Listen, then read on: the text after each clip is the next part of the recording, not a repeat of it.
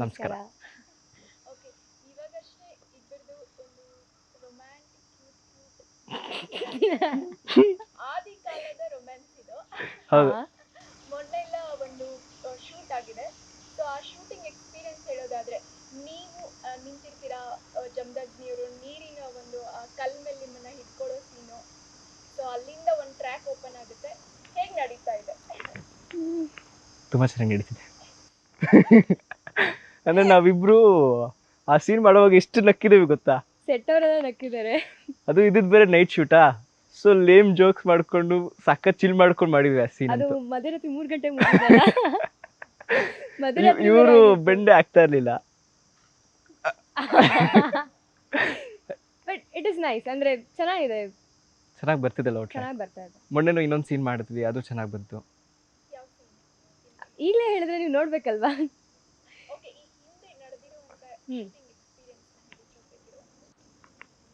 ನಾನಿದ್ದೆ, so ಇವ್ರಿಗೆ shooting easy ಆಗಿತ್ತು. ಇಲ್ಲ, he's a nice costar actually. He makes everybody feel comfortable around him.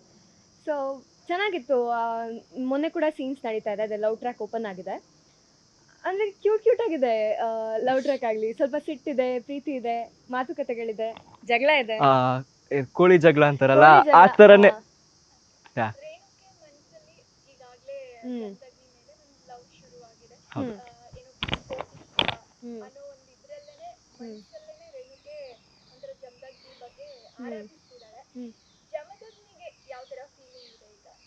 ನನಗೆ ಯಾವ ಥರ ಫೀಲಿಂಗ್ಸ್ ಇದೆ ಅಂದರೆ, ಫಸ್ಟು ಒಳ್ಳೆ ಸ್ನೇಹಿತೆಯಿಂದ ಲವರ್ ಬಿಟ್ವೀನ್ ಒಂದು ಫೇಸ್ ಇರುತ್ತೆ ಗೊತ್ತಾ, ಇವಳು ಫ್ರೆಂಡ್ಗಿಂತ ಹೆಚ್ಚು ಲವರ್ಗಿಂತ ಕಡಿಮೆ ಅನ್ನೋ ಹಾಗೆ ಆ ಫೇಸಲ್ಲಿ ಇದ್ದೀನಿ ಎಕ್ಸಾಕ್ಟ್ಲಿ.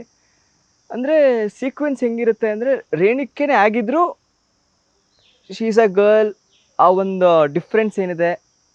ನಾನು ಜಮದಗ್ನಿ ಆ ಸಿಟ್ಟನಂತೂ ಬಿಟ್ಕೊಡಲ್ಲ. ಅದು ರೇಣುಕೆನೇ ಆಗಿದ್ರು ಯಾರೇ ಆಗಿದ್ರು ಜಮದಗ್ನಿನೇ.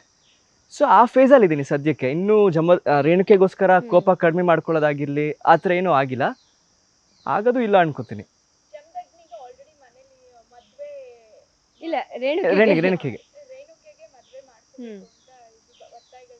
ಹೌದು. It hertz.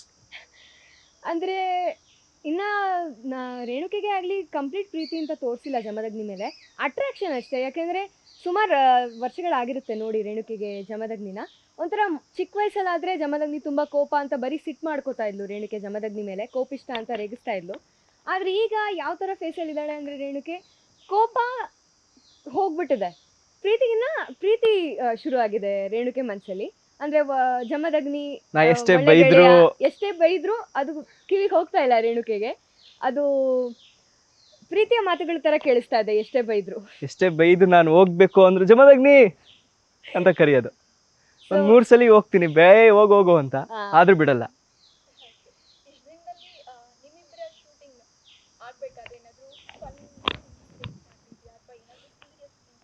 ಎವ್ರಿ ಡೇ ತುಂಬ ಫನ್ನೇ ಆಗಿರುತ್ತೆ. ತುಂಬ ಫನ್ನಿ ಅಂದರೆ ಏನು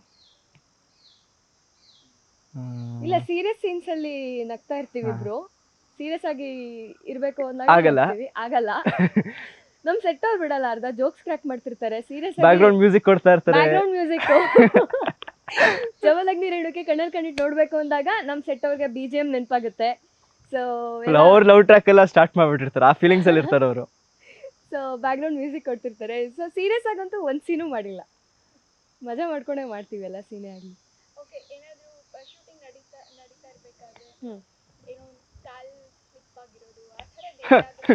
ಇವ್ರು ದಿನಕ್ಕೆ ಒಂದು 10 ಸಲ ಬೀಳ್ತಾನೆ ಇರ್ತಾರೆ, ಬಟ್ ನಾನಿರಲ್ಲ ಎಲ್ಲ ಕಡೆ ಹಿಡ್ಕೊಳಕ್ಕೆ, ಸೊ ಬೀಳ್ತಾರೆ. ಅಂದ್ರೆ ನನ್ಗೆ ಈ ಡ್ರೆಸ್ ಮ್ಯಾನೇಜ್ ಮಾಡಕ್ ಬರಲ್ಲ actually, but this is fine. First ನಂಗೆ ಅಭ್ಯಾಸ ಇರಲಿಲ್ಲ, ತುಂಬಾ ಲಾಂಗ್ ಹಿಂಗ್ ನಡ್ಕೊಂಡು ಹೋಗೋರು ಎಲ್ಲ ಸೀನಲ್ಲಿ.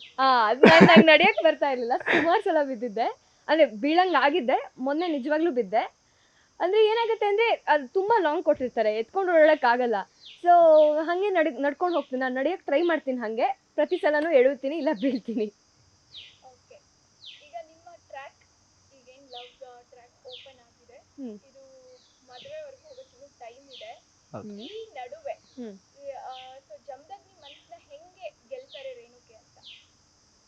ರೇಣುಕೆಗೆ ಅಷ್ಟೊಂದು ಕಷ್ಟ ಆಗಲ್ಲ ಜಮದಗ್ನಿ ಮನ್ಸನ್ನ ಗೆಲ್ಲಕ್ಕೆ.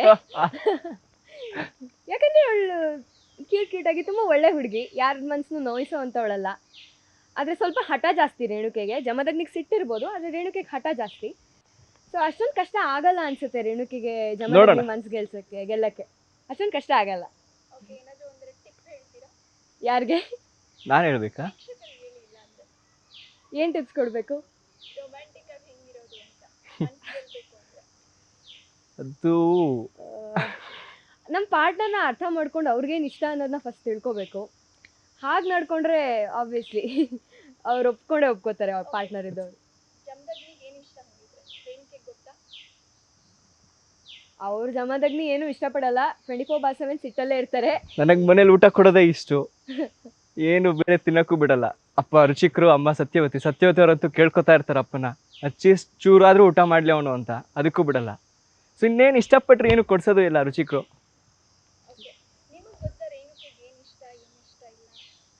ರೇಣುಕೆಗೆ ಮಾವನಣ್ಣ ಇಷ್ಟ, ಆಮೇಲೆ ಹಳ್ಳಿ ಜನ ಇಷ್ಟ, ಎಲ್ಲಮ್ಮ ಇಷ್ಟ, ಅರಮನೆ ಒಂದೇ ಇಷ್ಟ ಇಲ್ಲ. ಅರಮನೆ ಇಷ್ಟ ಇಲ್ಲ, ಉಲ್ಟಾ ಎಲ್ರಿಗೂ ಅರಮನೆಯಲ್ಲಿ ಆರಾಮಾಗಿರ್ಬೇಕು ಅನ್ಕೊಂಡ್ರೆ ರೇಣುಕೆ ಎಲ್ರ ಜೊತೆ ಇರ್ಬೇಕು. ರೇಣುಕೆಗೆ ಅರಮನೆ ಒಂಥರ ಕಟ್ ಹಾಕ್ದಂಗೆ ಫೀಲ್ ಆಗುತ್ತೆ. ಯಾಕಂದ್ರೆ ಅವಳು ಒಂಥರ ಫ್ರೀ ಬರ್ಡ್ ಇದ್ದ ಹಾಗೆ, ಎಲ್ಲಾರ ಜೊತೆ ಬೆರೆಯಕ್ಕೆ ಇಷ್ಟಪಡ್ತಾಳೆ. ಎಲ್ಲಮ್ಮ ಆಗ್ಲಿ ಕಾಡಲ್ಲಿ ಸುತ್ತಬೇಕು ಅಂತ ಇಷ್ಟ ಇರುತ್ತೆ ಅವಳಿಗೆ. ಎಲ್ಲೇ ಆದ್ರೂ ಕಟ್ ಹಾಕಿದಾಗೆ ಇಷ್ಟ ಆಗಲ್ಲ ಅವಳಿಗೆ.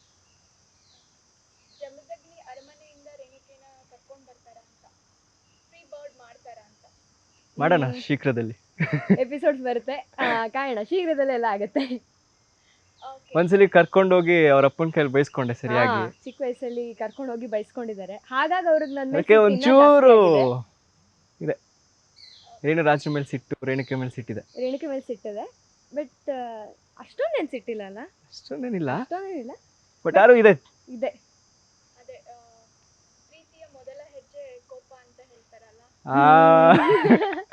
ಹೌದು.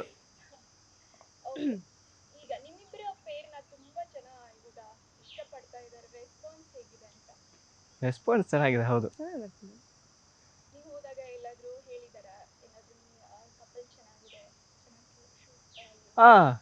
ಹೇಳಿದ್ದಾರೆ.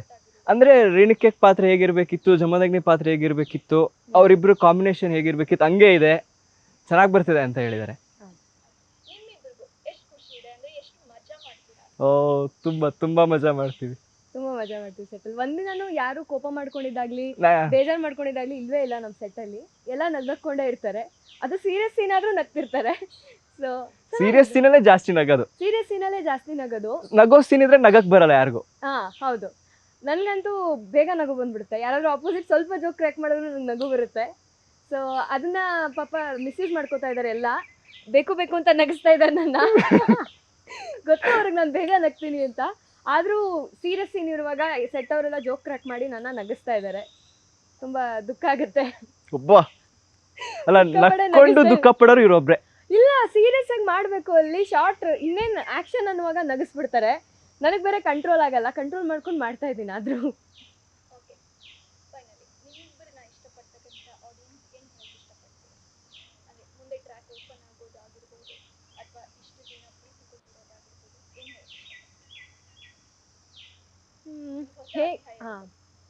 ಹೇಗೆ ಇಲ್ಲಿವರೆಗೂ ಉಧೋದು ರೇಣುಕಾ ಯಲ್ಲಮ್ಮ ಧಾರಾವಾಹಿ ನೋಡ್ಕೊಂಡ್ಬಂದ್ರು, ಹೇಗೆ ಸಪೋರ್ಟ್ ಮಾಡ್ತಿದ್ರು ಅದೇ ರೀತಿ ಈಗಲೂ ಸಪೋರ್ಟ್ ಮಾಡಿ. ಯಾಕಂದರೆ ಬಾಲ್ಯದಿಂದ ತಾರುಣ್ಯದ ಕಡೆ ಹೊರಟಿದ್ದೀವಿ ನಾವು. ಹೊಸ ಟ್ರ್ಯಾಕ್ಗಳು ಶುರು ಆಗ್ತಿದೆ, ಲವ್ ಸ್ಟೋರಿಗಳಾಗಲಿ. ಯಲ್ಲಮ್ಮ ಮತ್ತು ರೇಣುಕೆದು ಫ್ರೆಂಡ್ಶಿಪ್ ಇನ್ನೂ ಸ್ಟ್ರಾಂಗ್ ಆಗಿದೆ. ಸೊ ಇದೇ ರೀತಿ ಸಪೋರ್ಟ್ ಮಾಡಿ. ಹೊಸ ಎಪಿಸೋಡ್ಸ್ ಬರ್ತಾ ಇದೆ, ದಿನ ನೋಡಿ ನಿಮ್ಮ ಅಭಿಪ್ರಾಯಗಳನ್ನ ಹಂಚ್ಕೊಳ್ಳಿ ಅಂತ ಹೇಳಿ. ನಿಮ್ಗೆ ಎಷ್ಟು ಎಂಟರ್ಟೈನ್ಮೆಂಟ್ ಮಾಡೋಕ್ಕಾಗುತ್ತೋ ಅಷ್ಟು ಮಾಡ್ತೀವಿ. 100% ಎಫರ್ಟ್ಸ್ ಅಂತೂ ಕೊಟ್ಟೇ ಕೊಡ್ತೀವಿ. ನಿಮ್ಮ ಸಪೋರ್ಟ್ ಅಷ್ಟೇ ಬೇಕಾಗಿರೋದು. ಹೌದು, ಖಂಡಿತ.